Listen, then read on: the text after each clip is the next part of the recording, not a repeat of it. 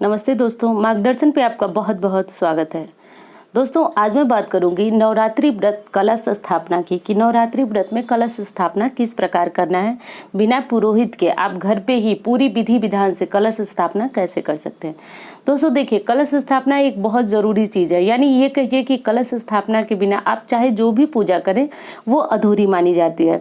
यानी कलश में ही हम संपूर्ण देवी देवता का आह्वान करते हैं। तो इसीलिए आपने भी सुना होगा, कहा जाता है कि बिना कलश रखे आपकी पूजा पाठ जो है वह भगवान तक नहीं पहुंचती। यानी भगवान तक पूजा पाठ को पहुंचाने का या उनके आह्वान करने का एक बहुत अच्छा माध्यम है कलश। तो देखिए, कलश जो है वह सामान्य जो पूजा पाठ होती है उसमें हम स्वयं ही रखते हैं, पर कलश स्थापना के समय कुछ ज़रूरी बातें होती है जो करना बहुत ज़रूरी है। जैसे कि अभी आप आगे जानेंगे। तो सबसे पहले देखिए कि कलश स्थापना के समय आपको करना क्या है। तो देखिए, आप यहाँ पे बात हो रही है, हम लोग नवरात्रि कलश स्थापना की बात करें तो नवरात्रि कलश स्थापना में आपको करना है कि आप सबसे पहले तो माँ दुर्गा की फोटो, मूर्ति, प्रतिमा जो भी हो, आप जिससे भी माता की पूजा करते हैं उनको एक चौकी पे आसन दे दीजिए और उस पे लाल कपड़ा रखिए। अब लाल कपड़े पे आपको क्या कीजिए कि आपको लाल कपड़े पे अष्टदल कमल बनाना है। अब ये अष्टदल कमल आप हल्दी और रोली से भी बना सकते हैं, और जो रंगे हुए चावल होते हैं लाल या पीले रंग के, यानी चावल ले करके और उनमें कुछ कलर मिला करके और उनको रंग लिया जाता है। रंगने के बाद उनको धूप में सुखा दिया जाता है। यानी वो गीला नहीं होना चाहिए जिस समय आप कलश स्थापना कर रहे हैं, और उससे जो है अष्टदल कमल बनाया जाता है। और अगर आप अष्टदल कमल बनाना नहीं जानते हैं तो आप सीधे स्वास्तिक का निशान बना लीजिए और स्वास्तिक के ऊपर जो है वह कलश रख दीजिए। अब कलश रखना है दोस्तों, देखिए, तो चावल अगर आप रखेंगे तो ये कलश जो है 9 दिनों तक हिलना नहीं चाहिए। यानी कलश की विधि ये होती है कि रखा हुआ कलश जो है वह हिल जाता है तो हमारी पूजा जो है वह खंडित मानी जाती है। यानी क्यों, अभी मैंने बताया कि कलश में जो है हम देवी देवता का आह्वान करते हैं, और ये कलश जो है 9 दिनों तक उसी तरह से रहना चाहिए बिना हिलाए। और जब हम इस विसर्जन करते हैं उसी समय जो है कलश को हिलाते हैं, या विसर्जन करने का हमारे पास समय अगर नहीं होता है तो हम कलश को हिला देते हैं। तो ऐसी मान्यता होती है कि हम जो है कलश विसर्जन कर चुके हैं। हाँ दोस्तों, तो बात मैं कर रही थी कि आपको अष्टदल कमल बनाना है, और नहीं बना सकते हैं तो बिल्कुल भी घबराने वाली बात नहीं है, कोई बात नहीं। आप स्वास्तिक का निशान बना दीजिए कलश के नीचे, चाहे ये हल्दी और रोली से बना दीजिए और चाहे जो रंगा हुआ चावल आपके पास है आप उससे बना लीजिए। अब बनाने के बाद आपको क्या करना है कि अब आपको कलश लेना है। तो देखिए, कलश लेने में आप लोगों के बहुत सारे सवाल भी आते हैं और बहुत सारे लोगों के मन में ये शंका भी रहती है कि कलश किस धातु का लिया जाए, किस चीज़ का लिया जाए। तो देखिए दोस्तों, हमारे शास्त्र तो कहते हैं कि कलश रखने के लिए उत्तम जो पात्र है, वो कौन कौन से पात्र हैं जो कलश रखने के लिए बिल्कुल उत्तम माने जाते हैं। तो स्वर्ण, चांदी, ताम्र और पीतल, ये धातुएं जो है वह कलश रखने के लिए उत्तम मानी जाती हैं। पर एक और चीज़ है, मिट्टी का घड़ा। मिट्टी का घड़ा भी दोस्तों बिल्कुल उत्तम माना जाता है कलश रखने के लिए। तो अगर आप सोने या चांदी का, ये बहुत घरों में नहीं होता है, अधिकांश घरों में नहीं होता है सोना या चांदी के लोटे। ये बहुत मुश्किल चीज़ है, क्योंकि ये पहले जो शास्त्र में हमारे बताया गया है, पहले काफ़ी लोग जो थे राजा महाराजाओं वाला ज़माना था, तो उस समय लोग जो है सोने और चांदी के बर्तनों में भोजन करते थे, पूजा पाठ के लिए सोने चांदी के बर्तनों का इस्तेमाल करते थे। लेकिन अब मैं आज की बात कर रही हूँ तो मैं उसमें यही करूँगी कि आपके पास जो है आप तांबे का भी कलश रख सकते हैं, पीतल का, कांसा का अगर आप कलश रखें तो ये भी बहुत अच्छा उत्तम माना जाता है। कांसे के धातु के भी बहुत घरों में लोटे पड़े होते हैं, तो उसमें भी आप कलश रख सकते हैं। और कुछ ना मिले तो मिट्टी भी उतना ही पवित्र माना जाता है, मिट्टी का कलश भी काफ़ी अच्छा होता है। अब देखिए, अगर आप ये भी चीज़ें रखें तो काफ़ी अच्छा होता है। पर एक ऐसी चीज़ है जो स्टील का, जो बर्तन हम घरों में इस्तेमाल करते हैं, तो कभी भी स्टील का कलश आप अपने घर में पूजा में कलश ना रखें। स्टील का कोई बर्तन हमें पूजा में इस्तेमाल करना ही नहीं चाहिए दोस्तों, क्योंकि इसका हमारे शास्त्र में कहीं वर्णन नहीं आता है इस धातु का। तो कभी भी आप अन्य किसी धातु में, जिसका मैंने अभी अभी नाम लिया, उसमें कलश स्थापना कर लें, या फिर आप मिट्टी का कलश ले लें, वो बहुत उत्तम होता है। लेकिन आप स्टील के बर्तन में कलश स्थापना न करें। अब दोस्तों क्या करना है कि आपका जिस भी धातु का कलश लेना है आप ले लें और कलश पे आपको स्वास्तिक का निशान बना लेना है। कलश पे आपको स्वास्तिक का निशान बनाना है और कलश में धागा बांध लेना है, जो मौली धागा आता है जिसको कलावा भी बोलते हैं। तो ये पूजा के दुकान पे आराम से मांगेंगे आप तो बहुत अच्छी तरह से ये आपको मिल जाता है। अब मैं ये इतना इसलिए बता रही हूँ क्योंकि कई लोग पूछते हैं कि कलावा क्या होता है, तो इसको कई जगहों पे रक्षा सूत्र भी बोला जाता है। बस ये पूजा के काम में ही आता है। पूजा के बाद भगवान को चढ़ाने के बाद आप इसे अपने हाथों में धारण करते हैं।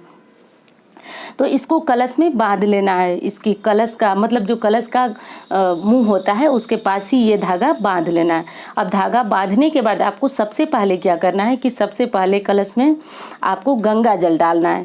अब कलश में सबसे पहले आपको साधारण जल कभी नहीं डालना है, क्योंकि देखिए साधारण जल से पहले गंगा जल डालना है।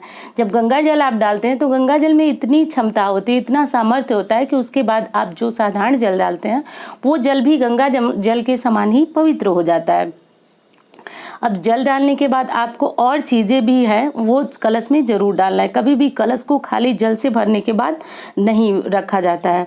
तो कलश में और चीज़ें क्या डालनी है, आपको हल्दी की गांठ डालनी है, सुपारी डालना है और पैसे में आपको सिक्का डालना है। 1 का सिक्का काफ़ी शुभ होता है और चांदी का सिक्का है तो ये भी डाल सकते हैं, और चांदी का सिक्का नहीं है आपके पास तो आप 1 का सिक्का डालें, ये काफ़ी है। और कुछ अक्षत डालें, अक्षत मतलब बिना टूटे हुए चावल डालें।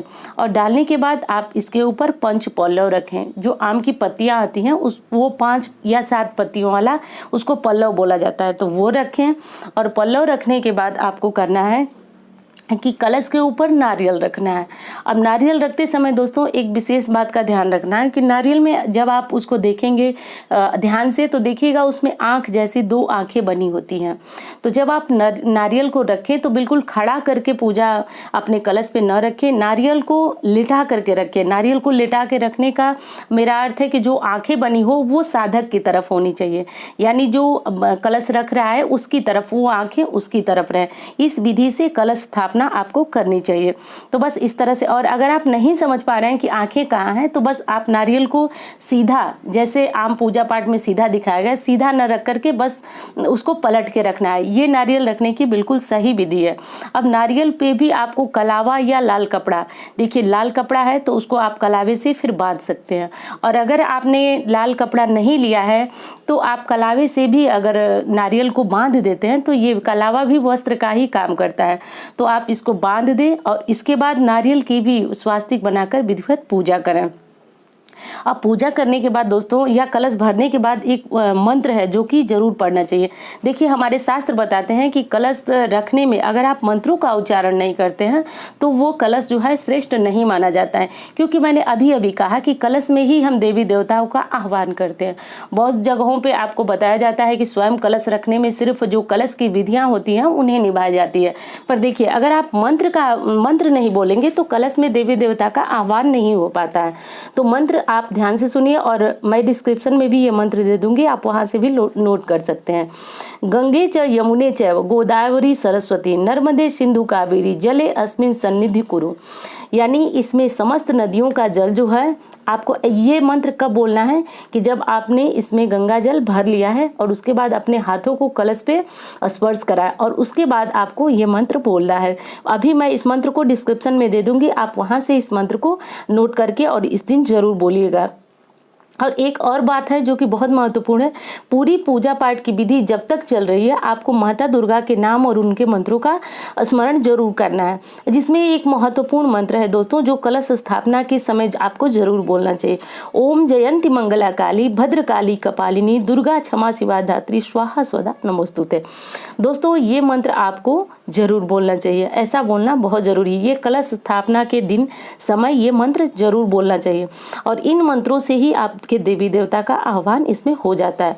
और कलश स्थापना की जो भी विधि है या जो भी आप माता की सेवा कर रहे हैं उस समय आपको अपने मुंह में माता के नाम का उच्चारण जरूर करना है, यानी बिल्कुल मौन होकर के कभी कोई पूजा पाठ नहीं किया जाता है।